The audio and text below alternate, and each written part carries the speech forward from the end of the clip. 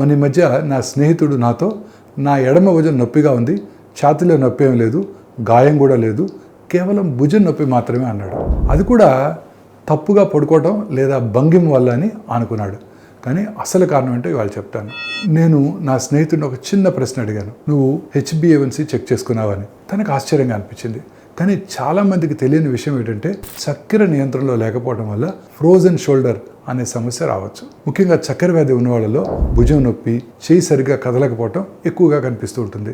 రక్తంలో చక్కెర ఎక్కువగా ఉండటం వల్ల శరీరంలోని కొల్లాజన్ దెబ్బతింటుంది, వాపు అంటే ఇన్ఫ్లమేషన్ పెరుగుతుంది, భుజం కీలు చుట్టూ ఉన్న భాగం గట్టిపడుతుంది. మొదట్లో చిన్న నొప్పిగా మొదలై తర్వాత చేయి పైకి ఎత్తడం, బట్టలు వేసుకోవడం, సాధారణ పనులు చేయడం కూడా కష్టం అవుతుంది. అంటే ప్రతి భుజం నొప్పి కేవలం ఎముకల సమస్య కాకపోవచ్చు, అది శరీరంలో ఉన్న చక్కెర సమస్యకు సంకేతం కావచ్చు. గాయాలు లేకుండా భుజం నొప్పి మళ్ళీ మళ్ళీ వస్తుంటే కేవలం నొప్పి మందులు తీసుకోవద్దు. మీ చక్కెర స్థాయిని కూడా తప్పక పరీక్ష చేయించుకోండి. కొన్నిసార్లు భుజం నొప్పి శరీరంలో దాగి ఉన్న సమస్యను ముందుగా చెప్పే ఒక ముఖ్యమైన సంకేతం అన్నమాట.